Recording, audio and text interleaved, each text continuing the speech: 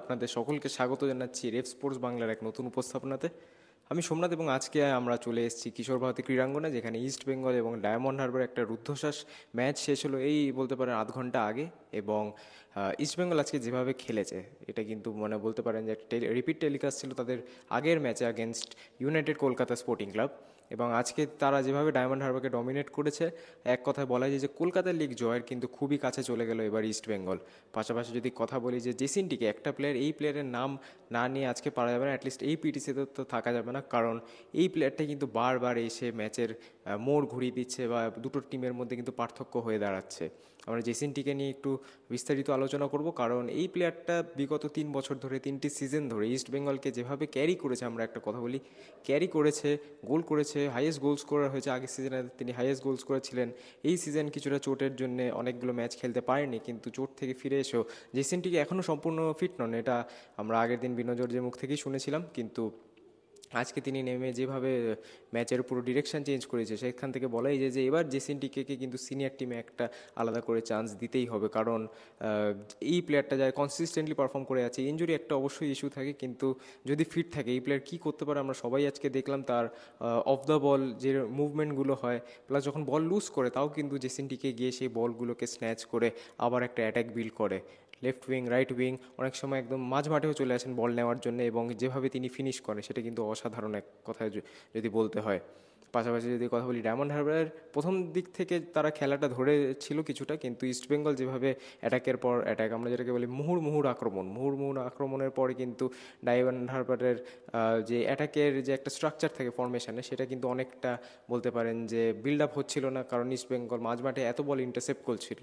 সেই ইন্টারসেপশনের কৃতিত্ব অবশ্যই দিতে হবে তন্ময় দাস এবং নাসিব রহমানকে, তারা যথেষ্ট ভালো কাজ করছিলেন মিডফিল্ডে।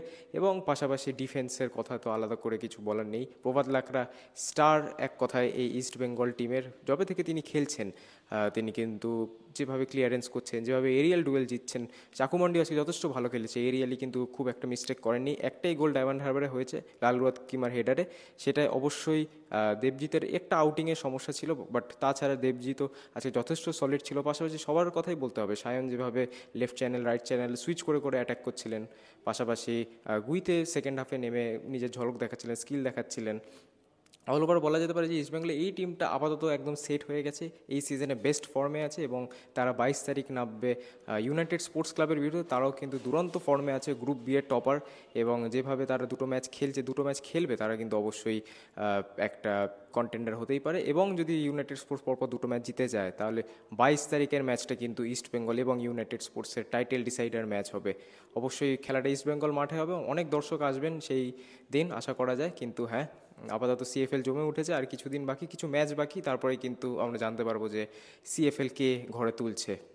আজকের জন্য এতটাই। আপনার যদি ভিডিওটা ভালো তাহলে অবশ্যই লাইক করবেন, চ্যানেল যদি নতুন হন তাহলে অবশ্যই সাবস্ক্রাইব করবেন। আপনাদের সাথে দেখা হবে পরবর্তী দিনে, ততদিনে ভালো থাকবেন, সুস্থ থাকবেন এবং নমস্কার। জেসিনকে মানে জেসিনকে নিয়ে কি ভাবনা আপনাদের? জেসিন ঘুরিতে অত অসাধারণ খেলছে এই টুর্নামেন্টে, তাদের মানে জুনিয়র থেকে তারা সিনিয়র দলের জন্য নক নক করেই চলছে।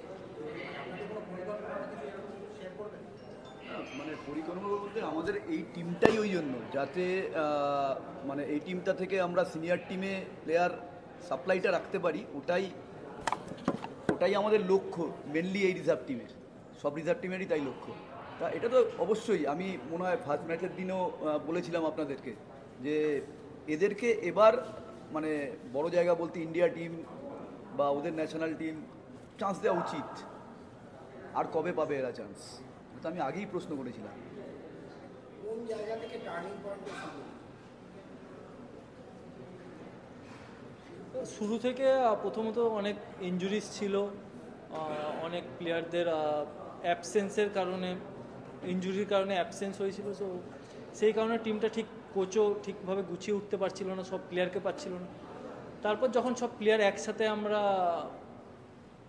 সংগঠন হয়ে খেলা শুরু করেছি, তখন তারপর থেকে আশা করি রেজাল্ট পাওয়া শুরু হয়েছে। লিগ কি খেতাব চলে গেল? আরও তো একটা ম্যাচ বাকি আছে এখন।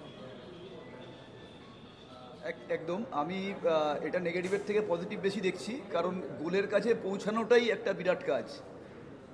10 মানে অপোনেন্ট 10 জন যারা আউটফিল্ড প্লেয়ার তাদেরকে ডিফিট করে গোল পর্যন্ত পৌঁছানো, এটাই একটা বিরাট কাজ। সেটা আমরা করতে পারছি। অবশ্যই আমাদের ল্যাকিং হচ্ছে ফিনিশিংয়ের উপর আরও জোর দিতে হবে। তবে 3 গোল 2 ম্যাচে not a matter of joke against good teams. Goal conceive করাটা কিন্তু গোলকিপারের দোষ হয়ে গেছে বা দাঁড়িয়ে এরকম মিস্টেক বড় বড় গোলকিপাররাও করেছে, আজকে হয়ে গেছে, সামাও হয়ে গেছে। ওর কাছে তো মানে ও তো নামই সেভ জিতছিল, তা আমরা জানতাম ও কি সেভ মানে করতে পারে। এরকম একটা মিস্টেক গোলকিপাররাই করে থাকে, কারণ গোলকিপাররা মিস্টেক করলেই ওরকম গোল হয়ে যায়, কারণ last man of the defence. এটা হতেই পারে, এটা মানে বলবো একটা টিম গেমের একটা পার্ট। এই ম্যাচটা নিয়ে অনেক প্রেশার ছিল, কারণ শুরু আগের রাউন্ডের রেজাল্ট আর এখন আরও ম্যাচের একটা বাড়তি প্রেশার ছিল। কি গেম প্ল্যান ছিল আর কিভাবে পুরো টিমকে মোটিভেট করেছিল? না, আমাদের গেম প্ল্যান এই ছিল, যদি মানে আমরা আমাদের যে টিমটার মানে সম্বন্ধে আমরা প্রচণ্ড কনফিডেন্ট। আমরা বলেছি যেদিন থেকে আমাদের টিম আমাদের খেলা খেলতে শুরু করবে সেদিন থেকে এই টিমটা অনেক বেশি ভালো খেলবে, অনেক বেশি আপনারা খেলা উপভোগ করবেন, এবং সেটাই আস্তে আস্তে আমরা তাই দিকেই যাচ্ছি। কোন রেজাল্টটা ফেয়ার রেজাল্ট হলো ওয়ার্ল্ড কাপের সেমিফাইনাল নাইটটা? অবভিয়াসলি জিতলে ভাল লাগে, সো এইটাই অবভিয়াসলি বলবো। কেন? যেটা অবভিয়াসলি কলকাতা লিগের আমরা 6 পয়েন্ট নিয়ে 2টো ম্যাচে এগিয়ে রইলাম। পরের ম্যাচের দিকে আরও বেশি ফোকাস করতে পারবো আমরা, সেই জন্য। ডুরান্ড কাপ পার হয়ে গেছে, এখন আমাদের focus Kolkata league. So Kolkata league জিতেছে, অবভিয়াসলি ভালো লাগে। এটা কি মধুর প্রতিশোধ? সরি, এটা কি মধুর প্রতিশোধ? প্রতিশোধ কিসের প্রতিশোধ? ডুরান্ড কাপ শেষ হয়ে গেছে, ডুরান্ড কাপের প্রতিশোধ শেষ হয়ে গেছে। আমরা যদি প্রতিশোধ বলতে, তাহলে ডুরান্ড কাপে হয়তো লিগ টেবিলে প্রতিশোধ নেওয়া যেত, বাট সেটা না। প্রতিশোধ বলে তো ফুটবলে হয় না। নিজেকে প্রত্যেকদিন বেটার করাটাই ফুটবলের আসল ইয়ে। সো প্রত্যেকদিন আমরা বেটার করছি। এটা কলকাতা লিগের টিম, অনেক জুনিয়র ছেলেরা খেলার সুযোগ পাচ্ছে, অনেক জুনিয়র ছেলেগুলো সবাই একসাথে মিলে আমরা এই জিততে পারলাম, এটাই খুশির বিষয়। এছাড়া কিছু না, প্রতিশোধ বলে কিছু না। We were controlling the game in the first 25 minutes till the goal of East Bengal, and then yes, after the goal they were better till the end of the first half. No? The second half we started better, and again we started to control the game. We scored the goal, and unfortunately they scored the second goal very quick. I think in the best moment of our team. No? So congratulations to East Bengal. Today they scored 3 goals. We scored 1. This is football, and we keep playing. I think that also we were competing very well. I'm very proud of this team. The coaching staff did it fantastically well. And, sometimes you have to accept that the opponent is better in the boxes, and they scored 3 goals and we scored 1. Okay?